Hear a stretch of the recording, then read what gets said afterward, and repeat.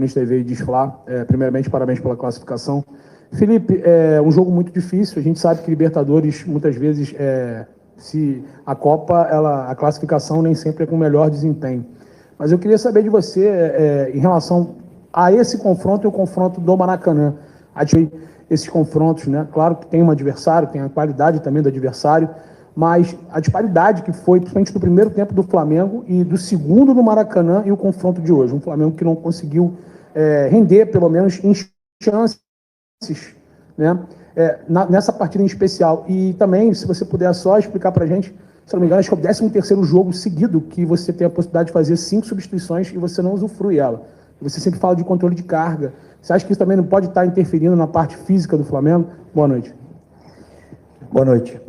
Primeiro, sei que como você bem falou, foi um jogo muito difícil. Um jogo onde o nosso adversário faz um sacrifício na fase defensiva imenso. Todos os jogadores se involucram muito para defender. Eles induzem muito você a jogar por dentro para sair no contra-ataque. Então, é um jogo ao mesmo tempo que eles te concedem os espaços, eles aproveitam as perdas da bola, os contra-ataques. Isso gera frustrações, isso gera, às vezes, que o time faz com que o time se parta muito durante o jogo, e principalmente a forma que eles têm de atacar, que é com lançamentos, bolas longas no atacante e jogo por fora, né? Então esse tipo de jogo, claro que não é fácil, para vocês verem o nível de final da Libertadores, né? Sei que talvez os titulares das manchetes de amanhã serão Flamengo passa mais alguma coisa, né? Sempre tem, mas a verdade é que a manchete é só uma. O Flamengo está na semifinal, fez o jogo em casa, a eliminatória tem 180 minutos e aí no final se decidiu nos pênaltis, onde passamos. Se passamos, merecemos passar, e agora estamos na semifinal da Libertadores mais uma vez. Isso, eu sou muito grato, sim, eu vivi desde que eu cheguei aqui no Flamengo, desde 2019, coisas incríveis, e sinto que esse clube, que eu, assim, não sei se eu vou ganhar alguma coisa, se não, mas eu sinto que esse clube aqui é especial, e a sinergia, a energia que eu tenho com esse clube faz eu viver emoções incríveis, e eu estou feliz por isso, por ter passado de fase. Sim.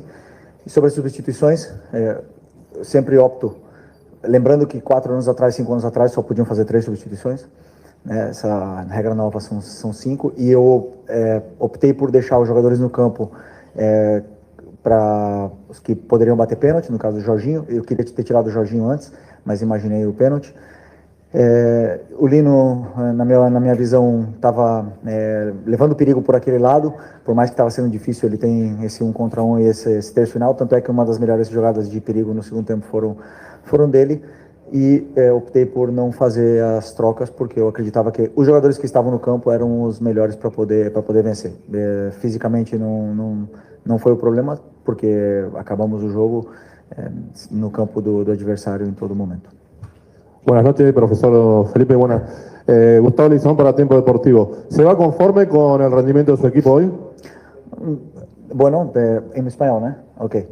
Bueno, ha sido un partido muy difícil. No ha sido un partido malo, pero ha sido un partido donde controlamos mucho el juego. Pero sí que es verdad que nos costó progresar las jugadas. Después, cuando eliminábamos, encontrábamos las ventajas, nos costaba bastante el tercio final. O sea, no estábamos finos con balón. El 1 contra 1, la verdad que tiene jugadores que defienden muy bien. Nos costó y no generamos tanto peligro como en el partido de ida. Y eso también generó con que ellos, que Estudiantes, pues tuviera un poco más el balón, ¿no? En esas transiciones. Al final el gol de ellos vino en un error, y eso, claro, ya deja la eliminatoria abierta y puede caer de los dos lados, ¿no? Pero bueno, no ha sido el mejor de nuestros partidos, pero tampoco ha sido malo. Felipe, Mauro César, Jovem Pan, UOL e TV Cultura. Aqui, Felipe. Desculpa. O jogo do Maracanã, por conta de uma arbitragem realmente muito ruim, de certa forma a arbitragem, eu acho que ofuscou o outro aspecto do jogo, que foi uma superioridade muito grande do Flamengo, especialmente no primeiro tempo, que não se traduziu numa vantagem que poderia ser maior, né? Um gol aos 15 segundos, um gol aos 8, chances claras aos 19, aos 25 aproximadamente, que o Flamengo não aproveitou. E jogou o Flamengo aqui numa situação muito difícil, muito mais difícil do que seria com uma vantagem de 2 ou 3 gols, pelo menos. Essa é a sua primeira Libertadores como treinador. Eu queria que você dissesse qual a grande lição que esses confrontos com os Estudiantes deixam para você para a próxima fase e para o futuro. Bom, verdade, uma grande lição. Na verdade, a minha maior lição como treinador foi contra o Central Córdoba. Ali, a Libertadores é muito complicada, é muito difícil. Claro, eu como treinador tento propor a melhor das soluções na fase ofensiva para que os jogadores se sintam confortáveis com bola, com mais tempo para poder jogar e para que eles achem as soluções dentro do campo. Depois, o terço final é muito a criatividade, a confiança, o momento que o jogador se encontra, né? Vocês podem ver que hoje, por exemplo, o Arrascaeta não estava no seu melhor dia, mas o Carrascal estava num bom momento, entrou muito bem no jogo. Então, vai muito do fino que está o jogador no dia do jogo, né? Então, é verdade que criamos muitas chances, inclusive no segundo tempo tivemos 3 chances claras que não se traduziram no último passe, não se traduziram, que eu conto como chance clara, né? E deixou a eliminatória aberta, né? Então, assim, já falamos do árbitro, infelizmente aconteceu, mas também estaria aberta com o 2-0. Então eu falei, o que eu tentei falar para os jogadores foi que para ganhar a Libertadores, às vezes temos que passar por essas provações, né? Foi assim em outros anos também, são jogos muito difíceis e temos que saber passar por esses momentos para chegar em mais uma semifinal de Libertadores. Não sei quantos o Flamengo chegou na sua história, mas eu lembro que ficou, quando eu cheguei aqui em 2019, eu já estava 38 anos sem chegar. Então, tô muito feliz de poder estar em mais uma semifinal e agora tratar com o respeito e o carinho que se merece, porque é o sonho de todo mundo ganhar essa Libertadores. Felipe, aqui na frente, na sua direita, aqui. Tudo bem? Boa noite. Gabriel Orfa, canal Paparazzo Rubro-Negro e Revista Placar. Felipe, eu sei que ainda é muito cedo para a gente falar da semifinal do jogo contra o Racing, acabou de acontecer o jogo das quartas, mas você acabou de falar que a sua maior lição na Libertadores foi no jogo contra o Central Córdoba. Eu queria saber quais lições você tira desse jogo aqui contra o Estudiantes, contra o time argentino, com a pressão aqui argentina muito, muito complicada, sabendo que tem um jogo mais, talvez com a pressão ainda maior, porque é um estádio maior, e você estava lá quando o Flamengo foi eliminado, em 2021. Como é que você... Quais lições você tira desse duelo com o Estudiantes para esse jogo da semifinal contra o Racing? Obrigado. Cada time, cada jogo tem uma história diferente, um contexto diferente, mas na verdade é que as equipes argentinas são muito competitivas, né? Então, esse é o primeiro ponto, igualar essa intensidade, essa competitividade, que é o que tentamos fazer sempre contra esses times argentinos. E o que mais me surpreende deles como treinador é ver o quanto eles conseguem cobrir de campo com sacrifício, né? Às vezes em inferioridade numérica, um atacante marcando 2, 3 jogadores, e isso me surpreende porque faz com que seja complicado, né? No futebol, às vezes no futebol brasileiro, simplesmente com trocar passes você já elimina os jogadores e chega numa situação confortável na área do adversário. O futebol argentino dificilmente você vai ter essa facilidade. Então essa talvez é a principal lição, respondendo a pergunta também do Mauro, que eu falei, né, que para mim do Central Córdoba, é quanto campo eles conseguem cobrir com poucos jogadores. E então com certeza contra o Racing vai ser da mesma forma que foi hoje.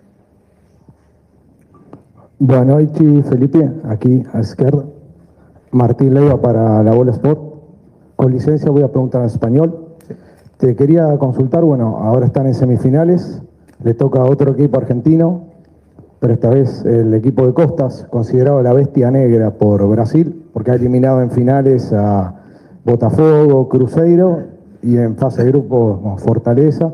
¿Cómo se prepara Flamengo? ¿Cómo crees que va a ser esa serie? ¿Y qué es lo que tienen que hacer para estar de vuelta en Lima como estuvieron en el 2019? Muito obrigado. Bueno, respondiendo muy parecido, ¿no?, con tu compañero, la verdad que es un partido que aún tenemos que estudiar, tenemos que prepararlo, pero va a ser un partido parecido a nivel de intensidad, de sacrificio en el juego, sobre todo en la fase defensiva. Es un equipo que, por lo que vi, tiene muchísima intensidad, se parte mucho porque aceleran y son muy verticales, entonces es complicado no partirse en estos partidos que son de ida y vuelta, pero un partido muy lindo de semifinal de Libertadores, donde sobre todo disfrutar y para estar en la final de Lima ser mejor en los 180 minutos que ser mejor que Racing no es fácil. Boa noite, Felipe. Aqui atrás, Cidão Marinho da Litoral News. Libertadores é Libertadores e principalmente contra equipes argentinas sempre é uma batalha, né? Dá pra gente chamar de batalha de La Plata hoje. Você falou numa resposta anterior sobre os argentinos, né, conseguirem igualar a coisa na competitividade, né? Que eles entregam muita raça, muita vontade no gramado. Por futebol, obviamente, o Flamengo é muito superior. Por qualidade, o Flamengo é muito superior, mas hoje isso não apareceu. Você acredita que é possível para a semifinal a sua equipe também entrar no gramado com essa competitividade parecida com a da equipe argentina para enfrentar o Racing?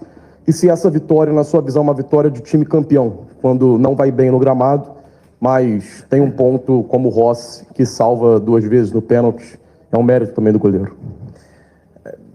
Desculpa, pode repetir a primeira?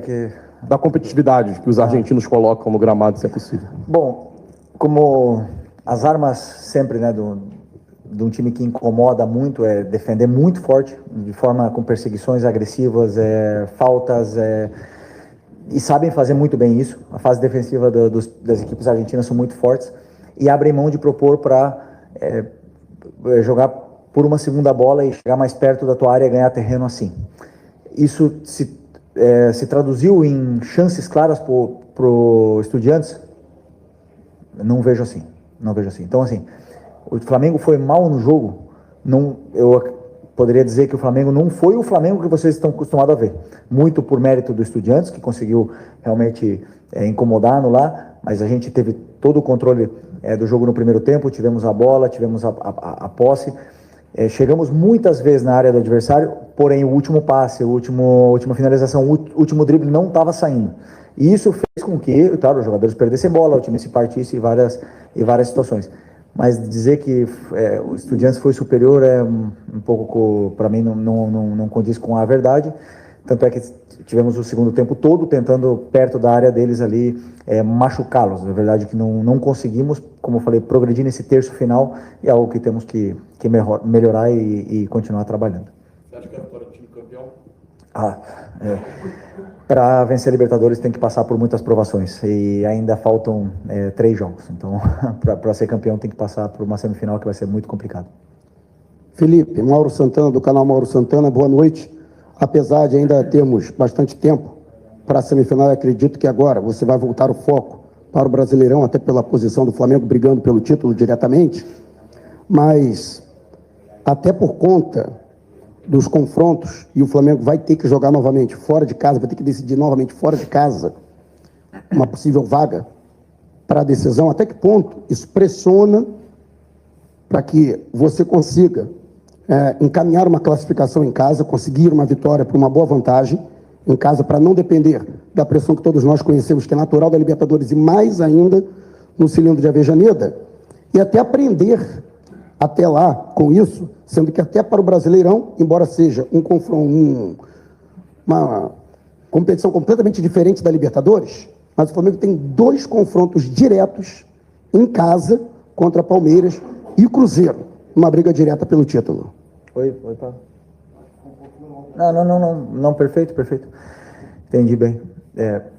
Claro, eu tenho que pensar agora no próximo jogo, que é o Corinthians. Trabalhar como a gente vai enfrentar o Corinthians, como nós vamos tentar vencer, os jogadores que vão estar disponíveis, os jogadores que estão num grande momento para poder vencer. Você falou sobre encerrar a eliminatória no primeiro jogo. É muito complicado. Eu sempre penso que o jogo são 180 minutos. Existem times que jogam pior o primeiro jogo, mesmo em casa, e depois conseguem vencer fora. Isso existe no futebol. Acho que aconteceu com o Independente Del Valle agora na Sul-Americana. Isso acontece. Então, para mim, não existe nunca você fechar uma eliminatória, a não ser que for, claro, um resultado absurdo, que é raro. É raro numa semifinal de Libertadores, onde um time que é super competitivo está enfrentando você com as suas armas. Então, o que nós temos que fazer é ser sólidos, melhorar na marcação, melhorar na defesa, melhorar com a bola, melhorar no ataque, melhorar em todos os aspectos para poder fazer jogos praticamente perfeitos, do jeito que foi o primeiro tempo contra o Estudiantes no outro dia, para poder realmente chegar nessa final tão sonhada. E sobre ter Palmeiras e Cruzeiro em casa, mais para frente, também fomos na casa deles, difícil, e vai ser difícil para eles também jogar, mas é o tipo de jogo que o jogador gosta de jogar. Jogo grande, a gente percebe outro ambiente no dia a dia no vestiário. Felipe, Ivan Trindade, canal Fla Urgente. Eu queria que você pudesse fazer uma análise da intensidade do time do Flamengo hoje nesse jogo. E eu queria saber se isso é uma coisa que é trabalhada dentro do dia a dia. Para os jogadores, inclusive o Flamengo tem jogadores que estão jogando a primeira Libertadores, vieram da Europa. Se essa diferença de um jogo como o de hoje é colocado para os jogadores que muitas vezes num jogo como esse não é sempre o melhor time que vai ganhar. E qual é a análise que você faz realmente da intensidade? Porque fica a impressão que o Flamengo joga sempre da mesma forma, com a mesma coisa, confiando muito em tudo que é feito e que isso vai resolver. Bom que os jogadores confiam e continuam acreditando, né? Se tivesse não dado certo, tivesse perdido nos pênaltis, onde a linha é muito fina, eu estaria aqui dizendo que com certeza fui eu que pedi para os jogadores fazerem tudo o que eles fizeram. A questão da intensidade, essa resposta para mim, ela é muito simples. O adversário, ele deixa certos espaços dentro do campo onde você tem que encontrar e aproveitar. Quando o adversário, ele deixa um jogador livre com a bola e o resto todo marcado, o teu time não pode circular a bola. Então não tem como você dar intensidade na circulação de bola se os teus jogadores todos estão marcados e tem um jogador livre que é com a bola. Então o que acontecia? Jorginho, muitas vezes livre, levava a bola e acabava caindo na armadilha de tentar forçar um passe por dentro e contra-ataque. A intensidade para voltar do contra-ataque era grande. Todos eles voltavam para marcar, Pedro voltou para marcar, Arrascaeta voltou para marcar, mas nunca tiveram livres. E então dá a sensação que o time não teve intensidade, mas foi muito mérito do Estudiantes de tirar a nossa criação e induzir o jogo onde eles se sentiam mais confortáveis. Felipe, acá, buenas noches, Luciano Negro para Punto Claro Noticias, perdón que te hable en español. Son dos preguntas rápidas. La primera, ¿cómo calificás el clima que se vivió hoy en el estadio? Y la segunda, estás en una de las casas de Diego Pablo Simeone. ¿Cuánto te influyó en tu etapa como entrenador que estás viviendo ahora? Bueno, primero se lo dije a los jugadores antes del partido. Hoy sentí ganas de jugar otra vez. Les envidié por ese ambiente que hay, por el césped, la manera que estaba perfecto, el clima, el ambiente del estadio estaba impresionante. La verdad que es un privilegio jugar en un ambiente tan increíble como ese estadio. Esa es la primera.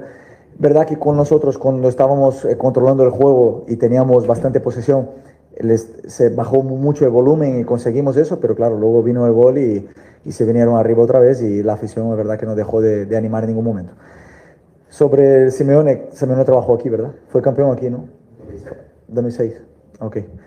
Pero es hincha de Racing. Sí, sí, es hincha de Racing. Sí.